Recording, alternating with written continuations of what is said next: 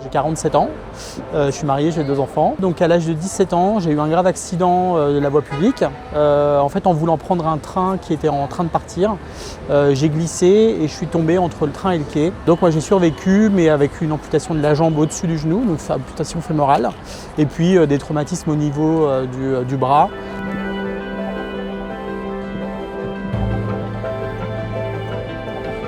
Pendant très longtemps, je n'avais pas du tout envisagé que c'était possible pour moi de faire du sport.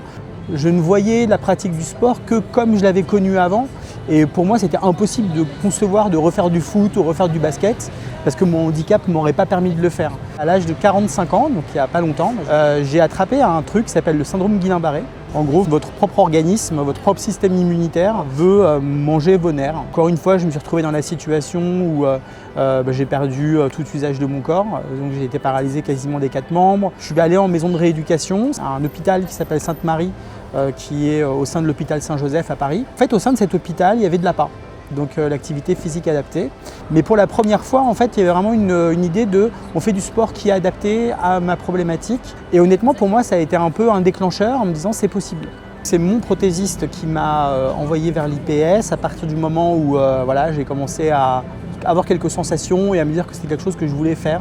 On est dans la pratique du sport, donc c'est-à-dire qu'en fait on a un coach sportif qui en plus de ça connaît les problématiques de handicap, connaît les problématiques de prothèse par exemple, et on a aussi un médecin. Et pareil, donc c'est hyper rassurant.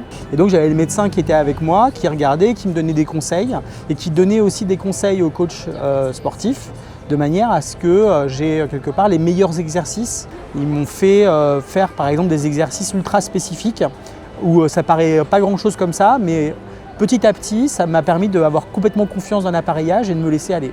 Et donc en fait, on est en train de monter un petit groupe.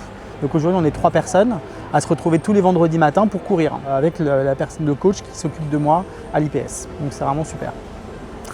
L'IPS, ça a changé énormément de choses pour moi psychologiquement sur l'approche du handicap. C'est la première fois que je me sens aussi fier. Avec la pratique du sport, il y a véritablement un changement qui s'est opéré, pas uniquement dans ma vie personnelle, mais aussi dans ma vie professionnelle. C'est-à-dire qu'en fait, aujourd'hui, j'assume beaucoup plus.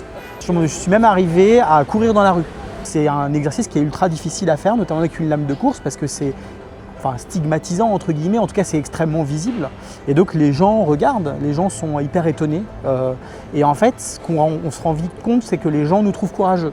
Et en fait, quelque part, ça nous donne du coup une image ultra positive de nous-mêmes.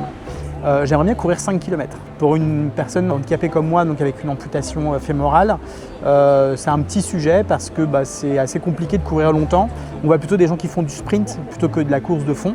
Et mon deuxième projet, c'est un projet à vélo, un projet en famille avec mon épouse. C'est de faire Paris-Le Mont-Saint-Michel. Et donc là, ça nécessite pas mal d'entraînement et j'y suis pas encore non plus. Mais voilà, c'est des objectifs un peu élevés que je me donne, on verra, j'espère y arriver. L'IPS, il faut absolument essayer pour se faire un avis. On ne peut pas se dire comme ça qu'on n'y arrivera pas, on ne peut pas se dire que c'est pas fait pour soi. Alors moi je le dis maintenant, mais parce que j'ai du recul. Pendant 30 ans je me suis dit cette chose-là et je regrette un peu, pour être honnête aujourd'hui. Si je me dis peut-être que les choses auraient été différentes si j'avais essayé avant. Enfin, je pourrais envisager de faire du tennis debout, alors sûrement pas à un niveau extra, mais assez pour s'amuser. L'objectif c'est pas forcément de faire de la compétition ou quoi que ce soit. Par contre il y a un truc qui est sûr et il y a une promesse derrière, qui est le fait que ça a un impact ultra positif au niveau personnel, au niveau psychologique, la pratique du sport. Et donc rien que pour ça, ça vaut vraiment le coup de le faire. Ouais.